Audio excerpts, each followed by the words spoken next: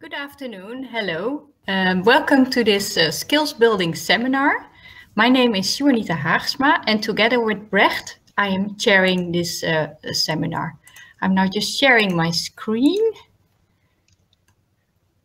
Okay, so this is the skills building workshop or seminar called Methodological Choices in Burden of Disease Studies, Systematic Literature Review of European Studies. This skills building seminar is a Burden EU seminar. The Burden EU, or the European Burden of Disease Network, we abbreviate it to Burden EU Network. The European Burden of Disease Network is a cost action, and it is a technical platform to integrate and strengthen the capacity of burden of disease assessment across Europe and beyond. If you want to have more information about the European Burden of Disease Network, or if you are interested to participate in its activities, please visit the website you see here. And then you can join us, a very nice group of, you can see the picture here, of some of us, a very nice group of very inspirational researchers from my point of view. As I already said, the European Burden of Disease Network strives to integrate and strengthen the capacity and knowledge in burden of disease assessment across Europe. And within this context, a series of systematic literature reviews were performed to assess which burden of disease studies have been performed in the European region, and also to assess key methodological choices and differences of European burden of disease studies.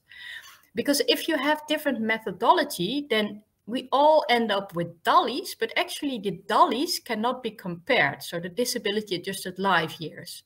So it's more like comparing apples and oranges, even though they're all called DALYs. And this will give us some insight into differences in methods, and then also in comparability of the results, of the DALY results.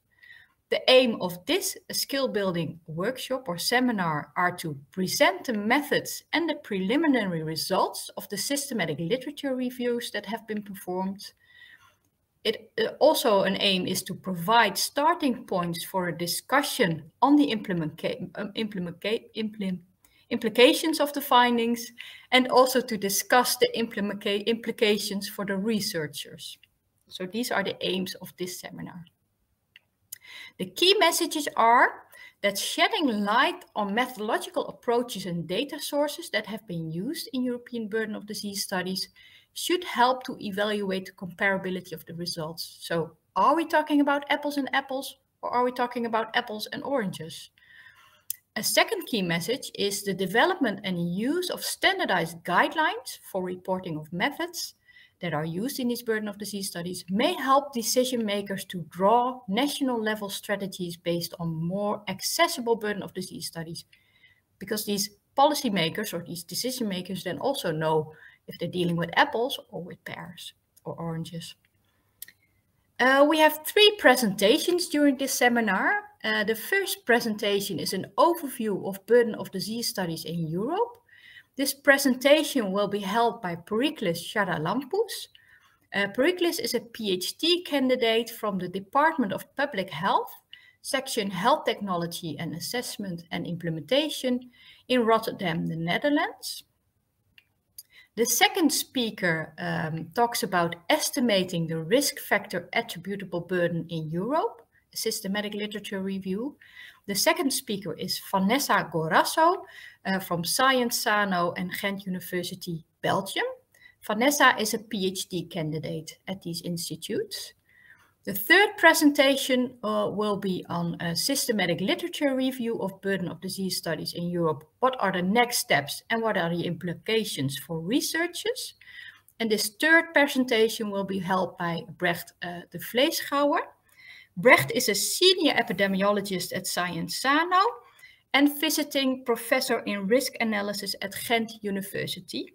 He conducts policy-driven public health research in the domain of composite public health measures. And he is also the chair of the Burden EU Network, the European Burden of Disease Network in Europe. Okay, so I will now give the floor to Pericles.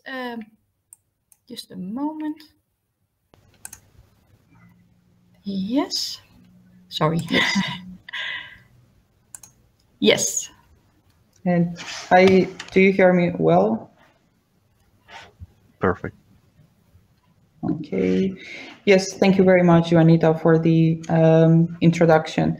So today I've been given the chance to give you an overview of the burden of disease studies that have been conducted across Europe. As you may know, over years, many national or subnational burden of disease studies have been conducted in Europe, but their number or the scope of analysis or the methodologies that have been used to calculate mortality or morbidity remain unknown. Within the Burden EU network, we set a systematic literature reviews aiming to identify how many burden of disease assessments have been performed across Europe and in which European countries. Then we look what are the most relevant causes of disease across European countries, and then which data input sources have been used to estimate burden of disease.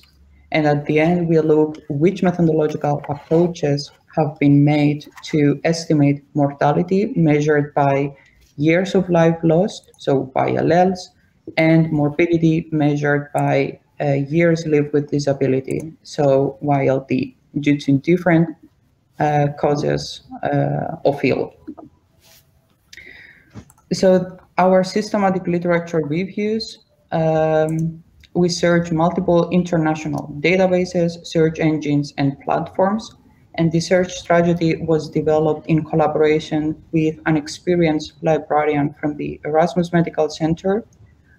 Gray literature was obtained from different sources, and we have also contact all the Burden EU collaborators, and we also search websites of public health agencies.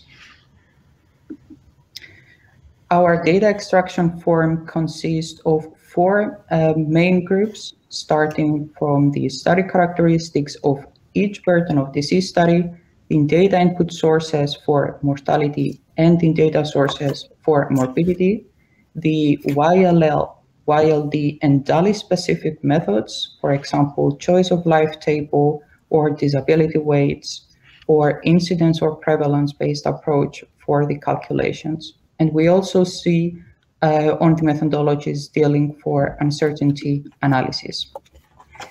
For the data synthesis, we categorized each burden of disease study for the scope of analysis, the geographical locations, and the type of analysis.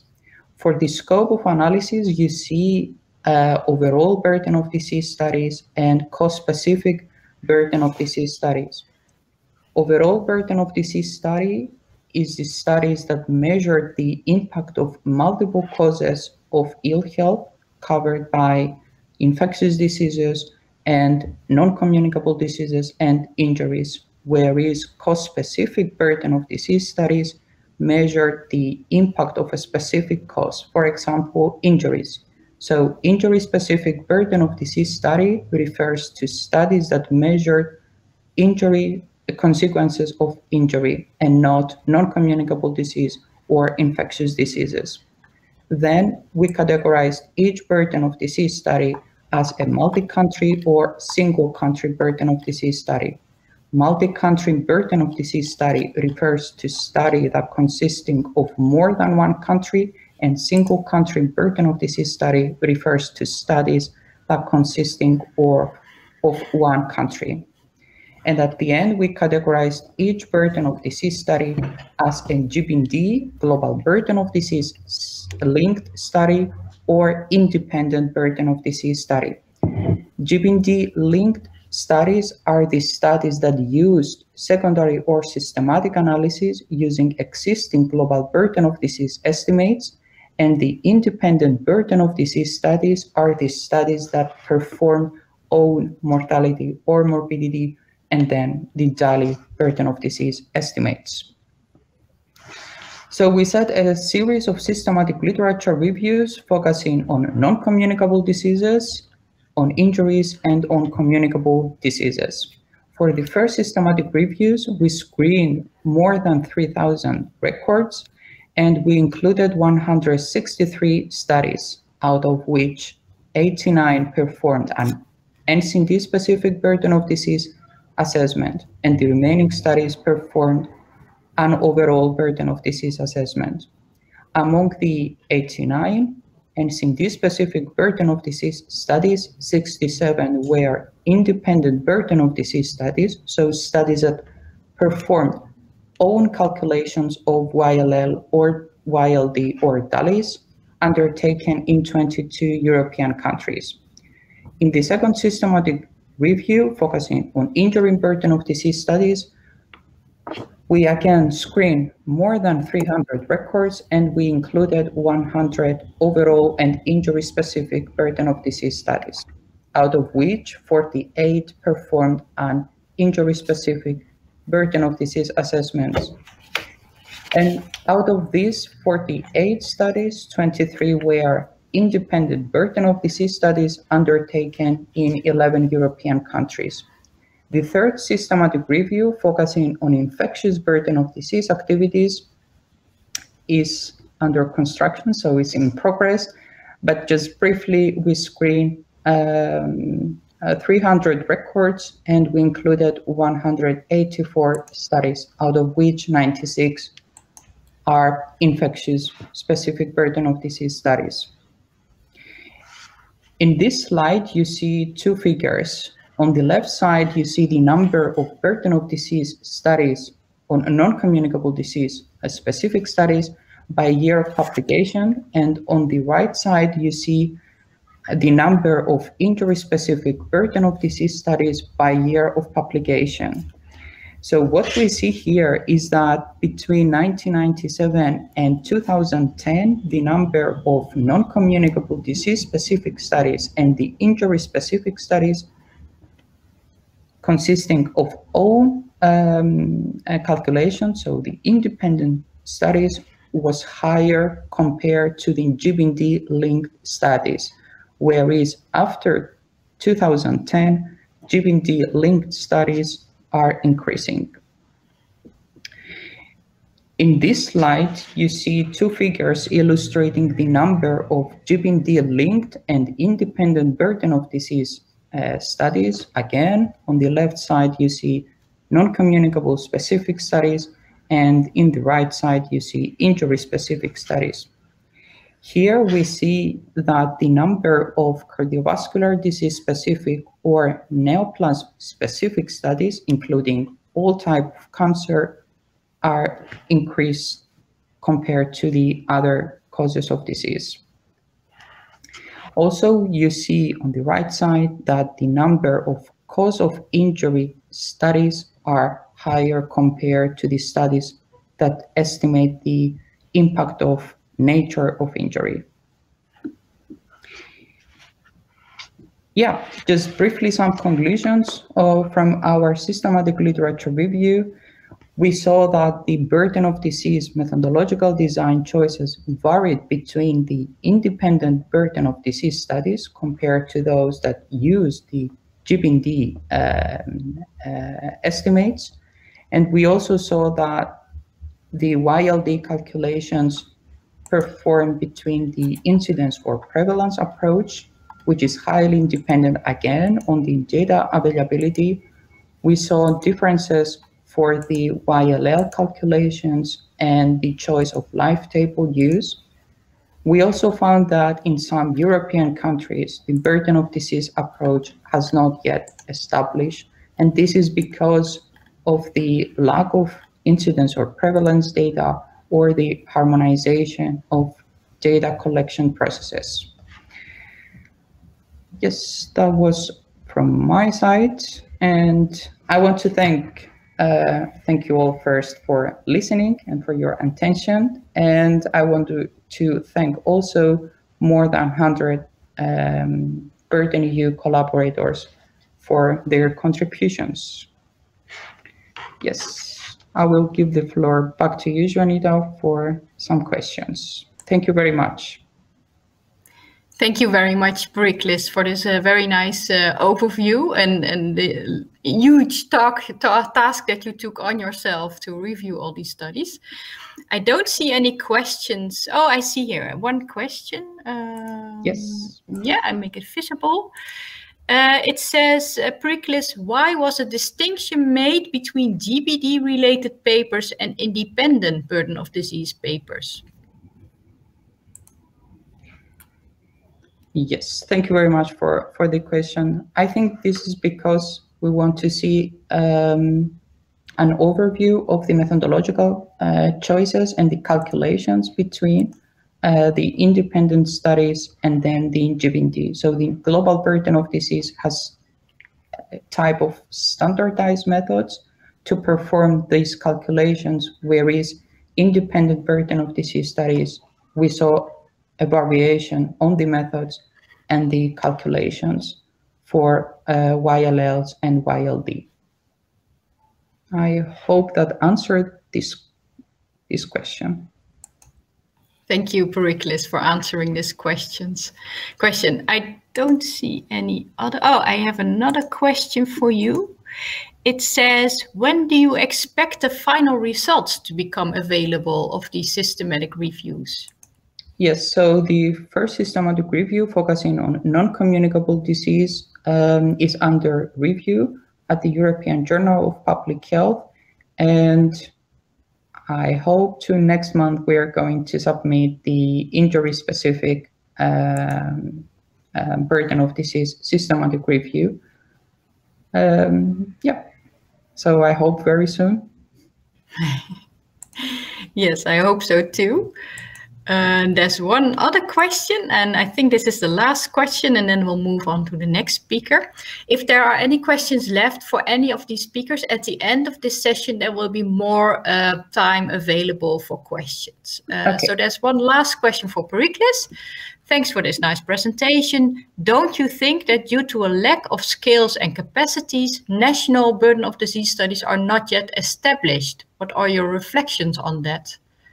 So do you think that because there is a lack of skills and capacities, maybe there are not that many national burden of disease studies, or yes, maybe this person means independent burden of disease studies? Yes, thank you. Thank you for pointing this out. And that's true, because we see for some countries, for example, Cyprus has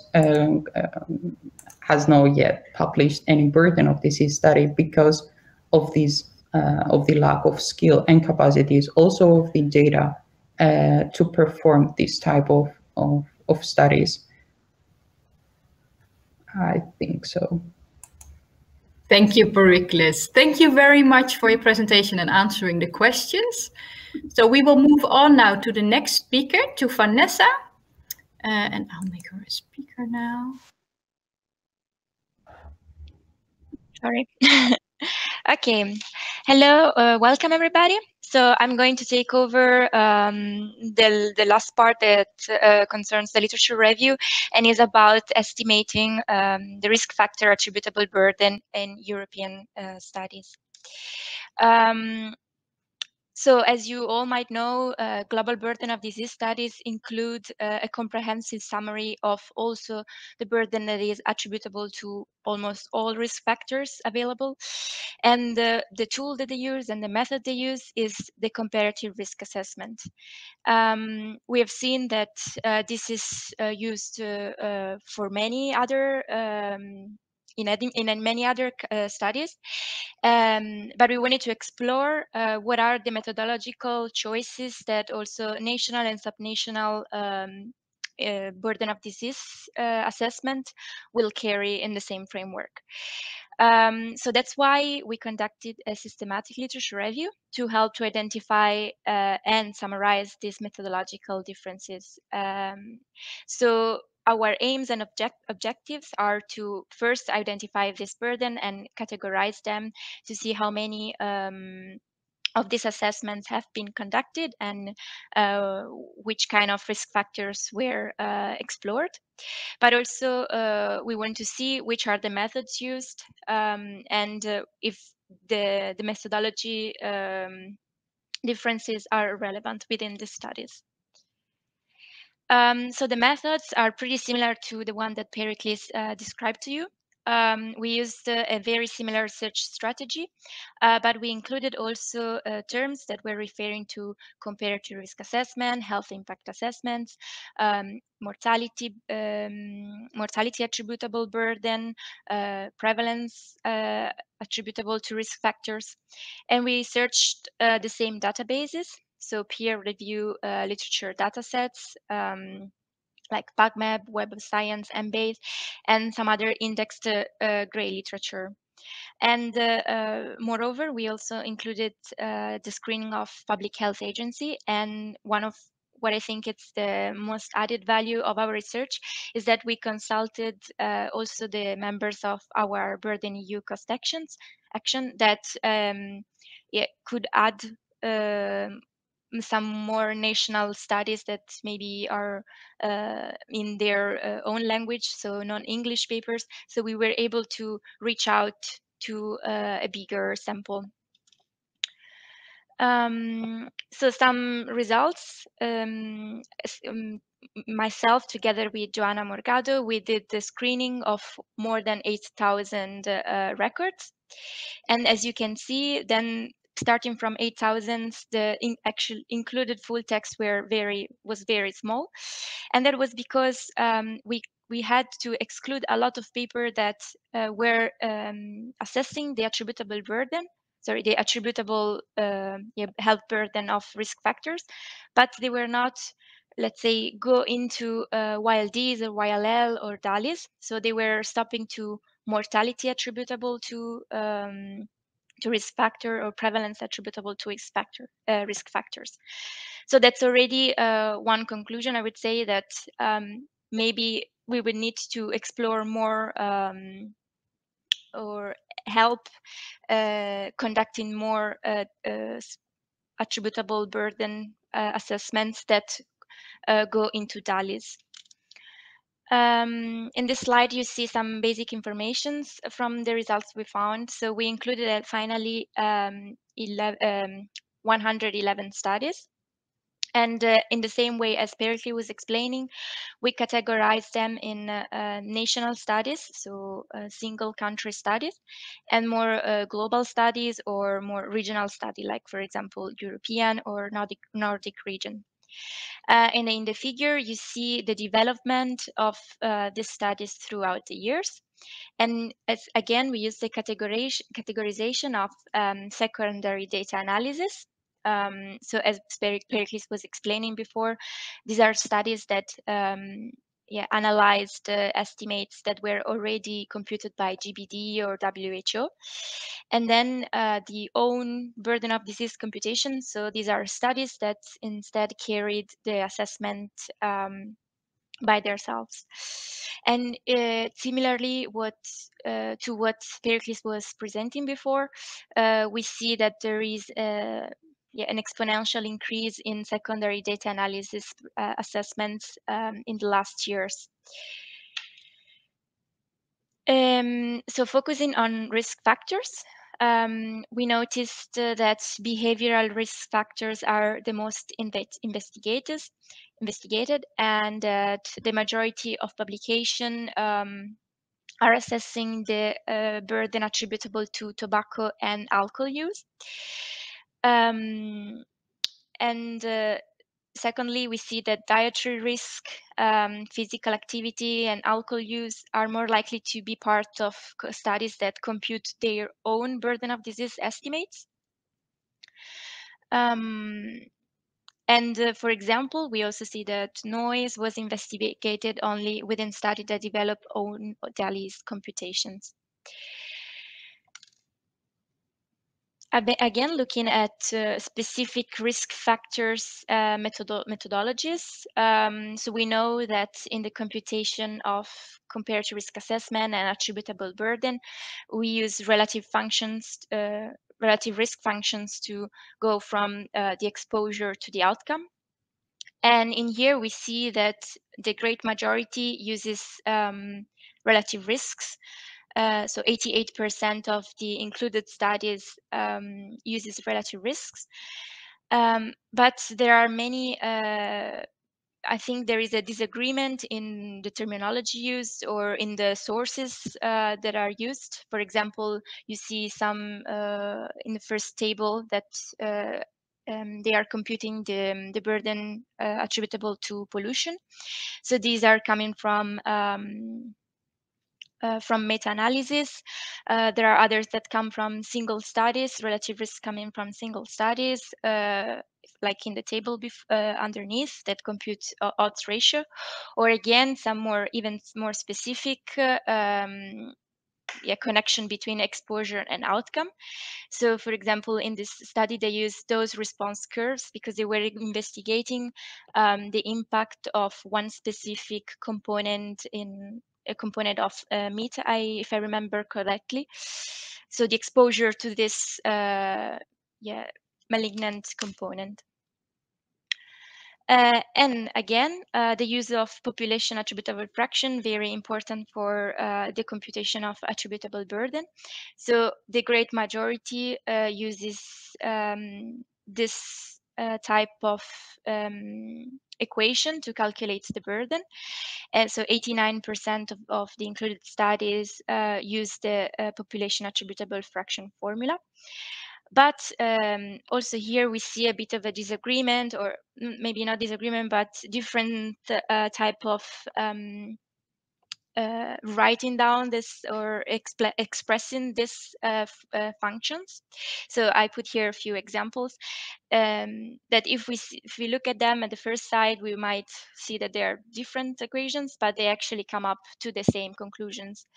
And also the terminology used is population average exposure, population weighted average concentration. So also here there are many different terms used and methods. So other methods different from population attributable fractions were Markov modeling or just multivariate regression for the estimations for the association of the risk factors and the DALYs. Or this was an interesting insight. Sometimes it was the paper was describing the estimate as attributable burden, but there was no computation of attributable burden, so there was no exposure outcome function, but they were just selecting the diseases or the outcomes that could be connected to this, for example, psychostimulant dependence to these risk factors. So we see that there are many different terms, many different functions, and the question comes natural: can we really compare these results then among themselves? So some conclusion. When it comes to attributable burden, we see that there are some methods that are widely used and widely known: risk ratios, population attributable function, and factors. But nevertheless, there is a variety in the terminology and in the concept itself. So yeah, and also the comparative risk assessment is quite used and quite stable as a method, but there are many others methods that could be used, and it could vary from this standard method. So this was the conclusion of my presentation. I would like to thank you for the attention and to thank again all the collaborators that help us with this huge work, and that we will show you the papers and the summaries very soon. Thank you. Thank you very much, Vanessa, for this very nice overview of all the risk factor burden of disease study or risk factor studies. There are a couple of questions for you. So I'll start with the first one. Is there a decline in publications after 2018, or is this just an artifact of the data collection? I guess it is for you, but it could also be for Pericles. But I'll hand it over to you, this question. So the inclusion of the papers was from 2020. before 2020. So yeah, it might be that all the publications between 2019 and 20, they're not yet ready. So they were not yet ready when we started the screening.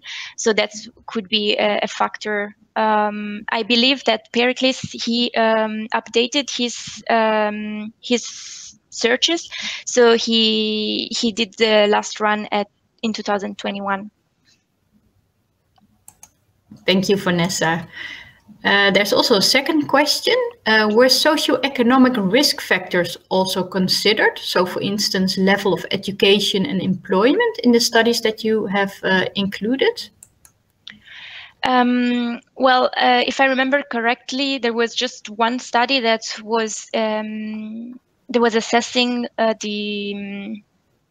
the impact of socioeconomic low socioeconomic status as a risk factor, and it was going directly to DALYs. So I guess there could be more, but they didn't go. They didn't compute the DALYs. Yeah, thank you. Then a third question. A very nice presentation. Is there any specific explanation for the high increase in secondary data analysis, so of the GPT study findings in 2018? Well, I'm not very sure when did start to become available, but I guess that it's pretty recent. The fact that GBD, for example, there is the possibility to use GBD Explorer, and it's very easy to download the data and to do your own analysis. So in my thinking would be that, in those years it became more easy to obtain a GBD estimate. Yeah, very clear answer. And there's a related question. That's the last question. After this, I will hand the microphone over to Brecht. But the last question is, it seems that there is no secondary data analysis published in 2010. So in 2010, when the first GBD iteration, the newest, with the newest methodology was published. Is there any reason behind that? So that there were no secondary data analysis published in 2010? Well, that's difficult to answer. It could be that maybe there was some delay in analyzing the data, in understanding the data. So maybe they were not published in 2010, but they were using GBD estimates of 2010, but then the publication year was later, because the one you see in the graph is the publication year. So if you want to see a publication that used GBD estimates of 2010, probably the paper was published in 12, 13, or quite like 1 or 2 years later, I would say. Yeah, you always have this publication delay. So you write a study, you submit it, and then it always takes some time to have it published. Okay, well, thank you very much, Vanessa, for this very nice overview and for answering the questions. And thank you, participants, for sending in the questions. It also helps with the dialogue, I think. I will now hand over the microphone to Brecht. So please take the floor. Yeah, thanks a lot, Juanita. So in this last presentation, I'll try to make some overarching comments and conclusions on what the literature review means for us as public health researchers. First of all, I want to thank in particular Vanessa and Pericles, but also all the other people involved in these reviews, Joanna, who is with us, for instance, because the process so far has been extremely efficient. So I want to thank you all very much for all the work and effort and energy that you have been putting into this. So the aim of this series of systematic literature reviews was to explore key variations in methodological assumptions used in burden of disease assessments performed in Europe. And as you've seen, we have stratified the reviews in 4 groups, so resulting in 4 separate reviews, focusing on NCDs, injuries, communicable diseases, and risk factors. But in addition to the results for the specific outcomes or causes of ill health, we also want to work on a summary document that reports on the overarching aspects related to how burden of disease methodology has been used. And before I continue, maybe also good to acknowledge that a similar activity had previously already been performed by Mark O'Donovan in collaboration with colleagues at the WHO European Regional Office. So they as well have performed a systematic review of burden of disease studies across the European region. But what we want to do is go a bit further and have a closer and deeper look at how these studies have dealt with the different methodological and normative choices that play a role when assessing burden of disease. Okay, so preliminary insights, and this is what you have already heard from Vanessa and Pericles, is that there is indeed quite some variation in methodologies applied to quantify DALYs, which means that a DALY estimate from one paper is not necessarily comparable with an estimate from another paper. And this is, of course, very important to realize, because it means that we cannot simply put all these individual DALYs together and make comparisons or rankings or whatever. So we need to be extremely careful in interpreting available DALY estimates from existing literature. This variation is not per se a bad thing, because maybe it means that people have access to different data sources, so they need to make different choices.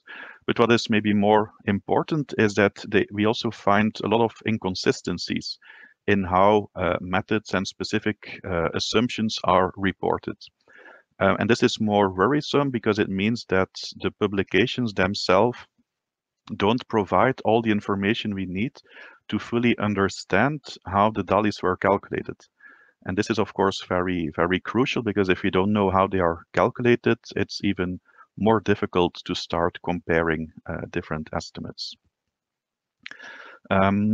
One of the specific elements that we also want to zoom in, and this is also one of my my favorite topics, is the aspect of uncertainty analysis. So we are also having a closer look at how different burden of disease studies are dealing with uncertainties.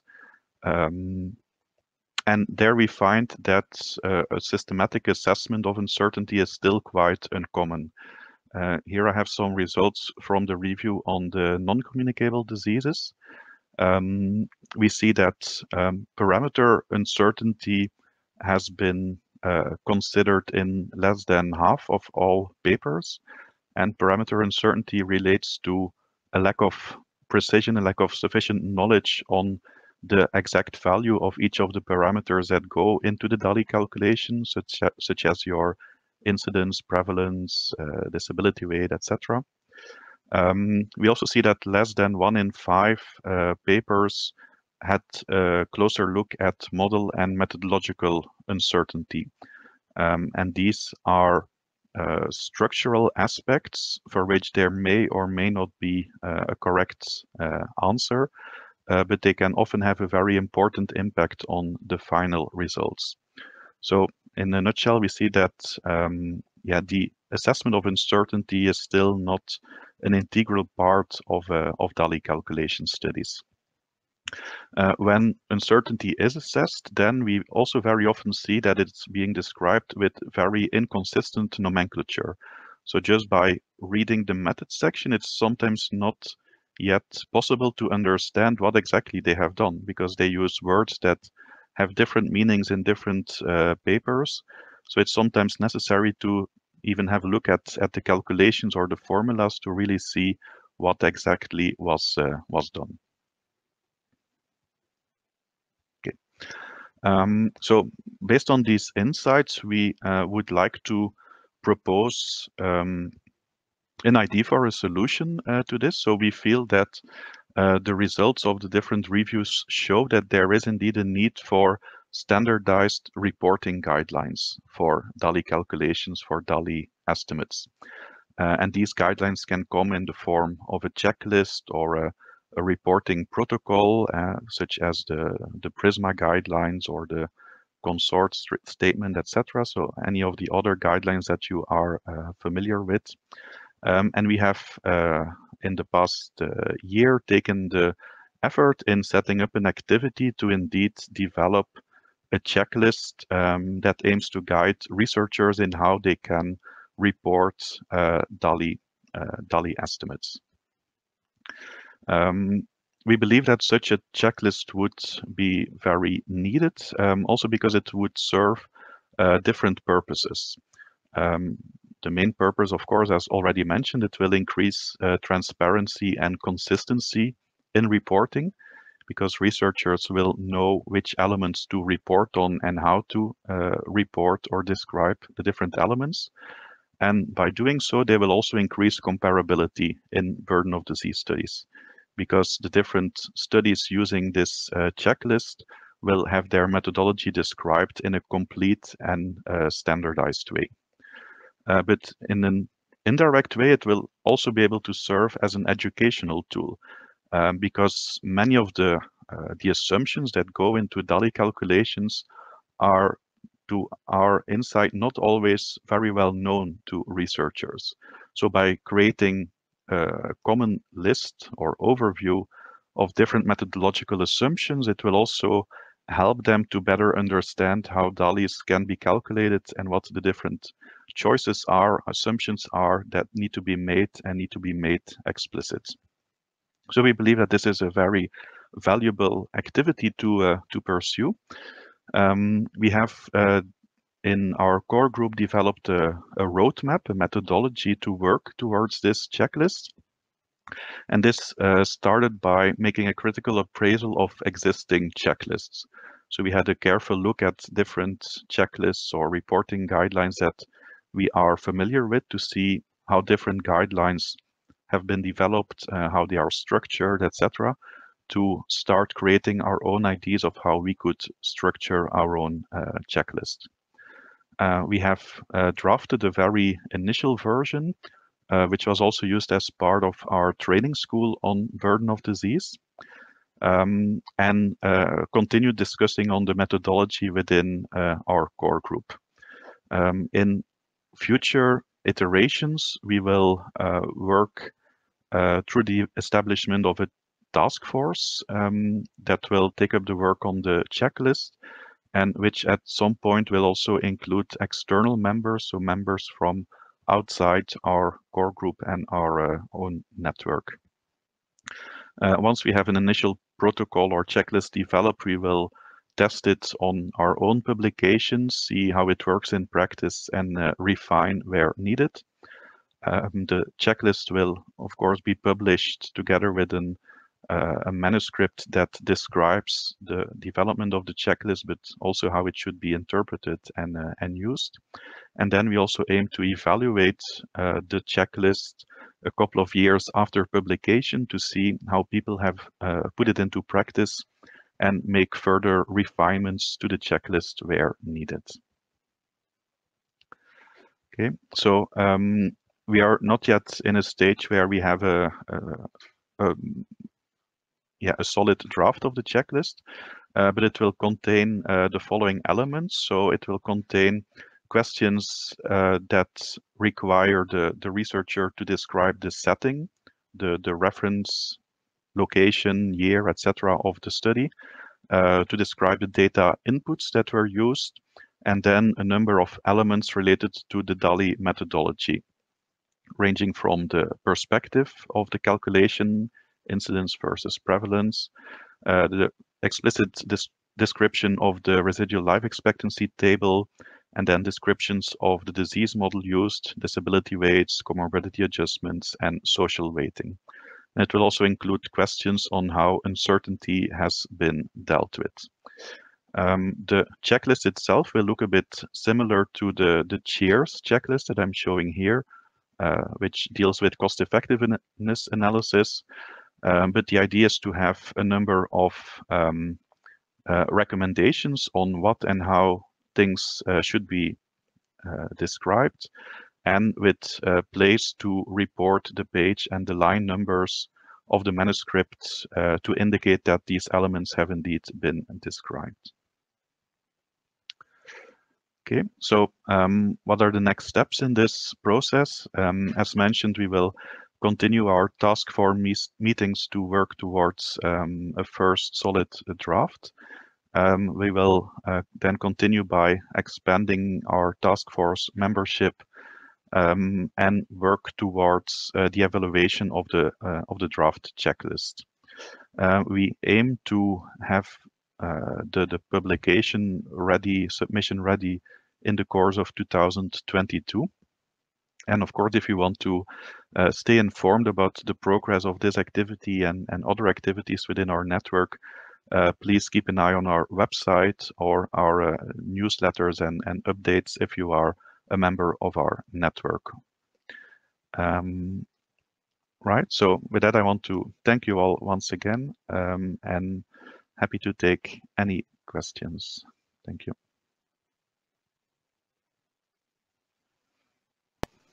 Thank you very much, Brecht, for this very nice overview of the next steps and also the implications for researchers, particularly burden of disease researchers. I don't see any questions in the chat yet. If you have any questions for Brecht, oh, please. Oh, right, there's one coming in now. Sorry. It says, Brecht, very nice and informative presentation, thanks. One question on the checklist component of uncertainty.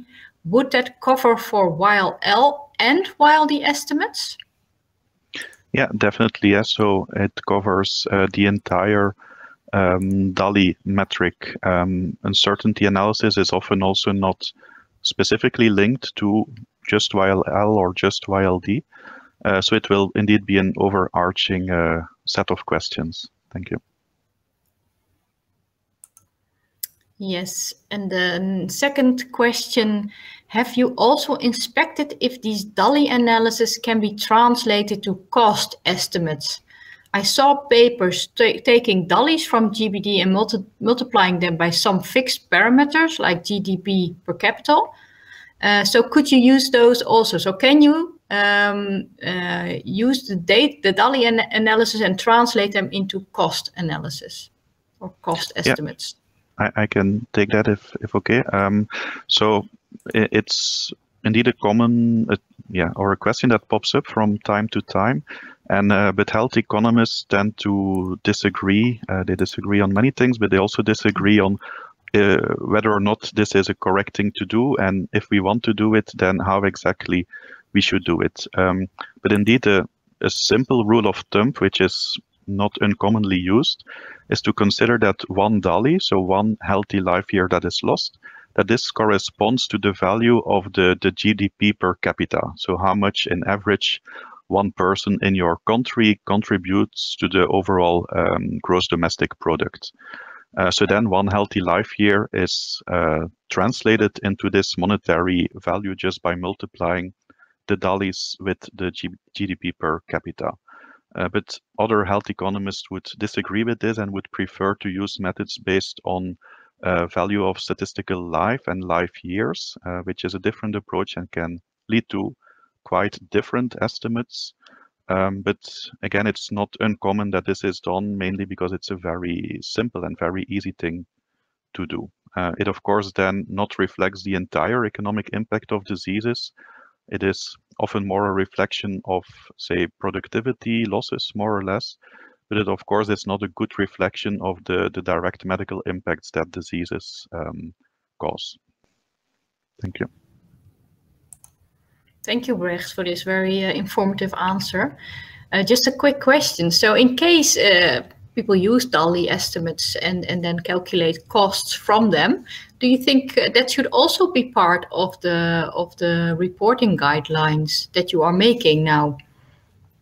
Yeah, that's a good question. And I think the main difficulty in this discussion, and maybe we didn't realize that in the beginning, is how detailed we should be and where to stop, where to draw the line. Because for each of these elements, we can go into a huge level of detail, but that's maybe not what the researchers are looking for or can really use. And the question on including a cost translation, again, is such a question where it's difficult to know where exactly to draw the line. And my my initial thought would be not to include that, but I definitely see how it is related to each other.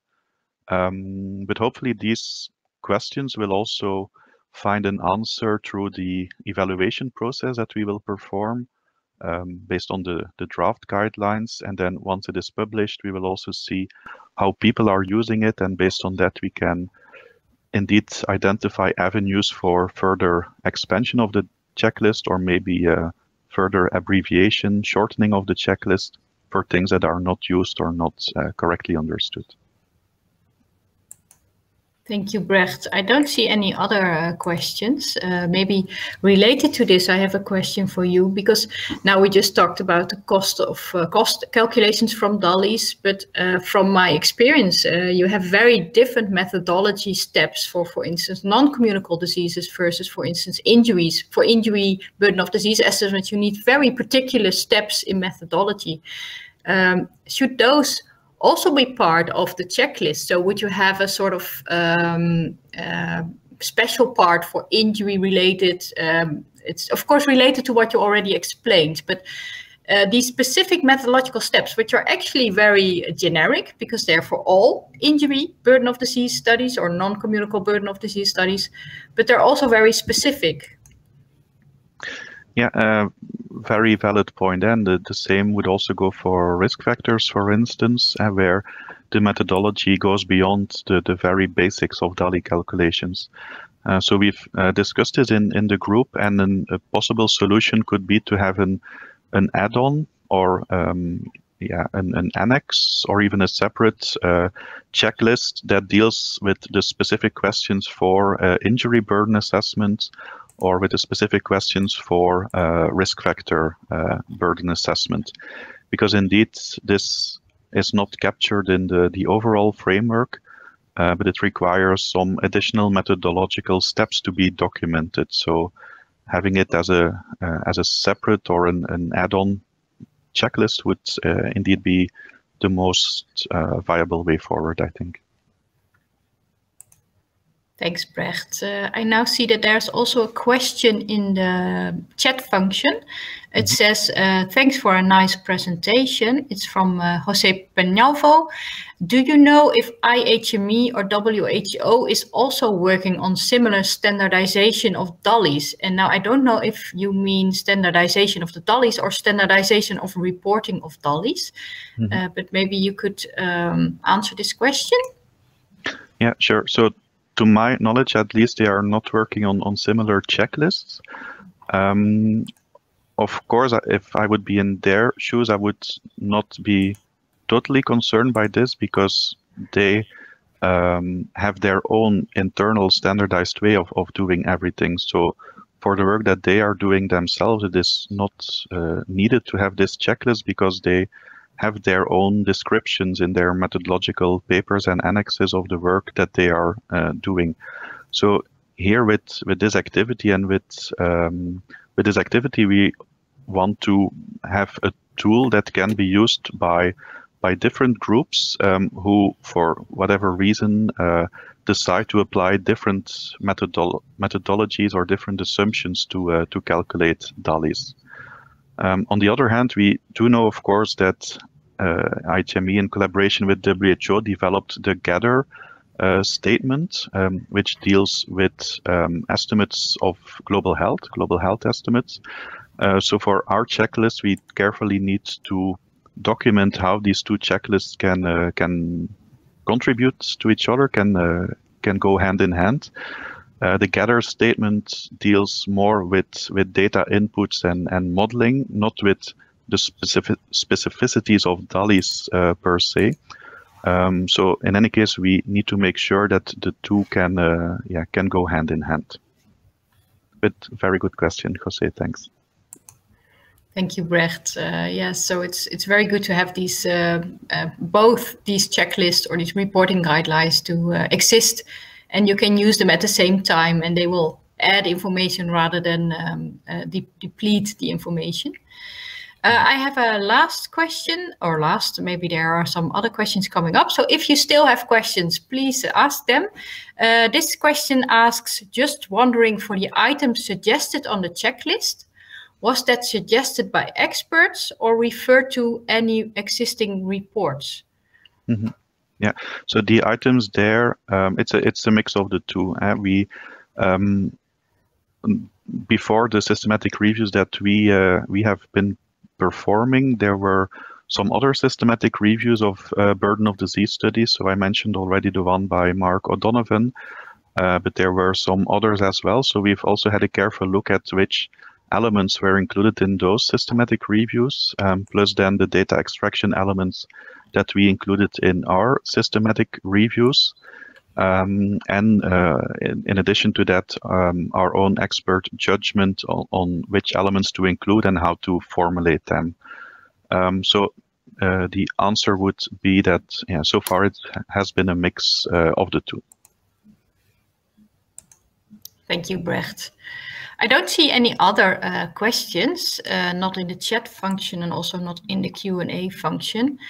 Are there any things that maybe Pericles or Vanessa or Brecht would like to add, or things that you would like to clarify? I'm just looking at the speakers now. Maybe, yeah. Sorry. Maybe you can go to panel mode. Yes, oh, Janita? sorry. Yes, thanks. Thank you. Now, maybe just to add that there are like several publications coming up resulting from this literature reviews, as Pericles was saying before. The non-communicable diseases one and the injuries one are the one more advanced. So you will be able to see the results very soon, and the same will be for the communicable diseases and for the risk factors. So you will see a full report on the results very soon. And then, as Brecht was saying, further on there will be one for the checklist. Thanks, Vanessa. Any other speakers want to add something? Yeah, maybe to add that if you're interested in burden of disease and the activities of our network, then you might be interested to know that later today at 5:30 Central European time, we will have a workshop on knowledge translation and burden of disease. So how we can put these estimates into practice and make them into usable and used tools. Tomorrow, 11:30 CET, we will have a workshop on the burden of COVID-19 disease and how countries have worked together to generate estimates of the burden of COVID for their own countries. Thank you. Thank you, Brecht. Seeing that there are no questions coming in anymore, and we are now reaching the end of this session, I would like to suggest to conclude this session. I want to thank the speakers, of course. Thank you very much for your highly informative presentations. And at least I am looking forward to the publications of the presentations and also the publication of the checklist later on. I would also like to thank all the participants of this seminar. Thank you for asking your questions. Thank you for listening, and thank you for attention. And I hope to see you in the European Burden of Disease Network meetings. Thank you. Goodbye. Thank you. Thank you very much. Bye. Okay, I'll stop broadcast.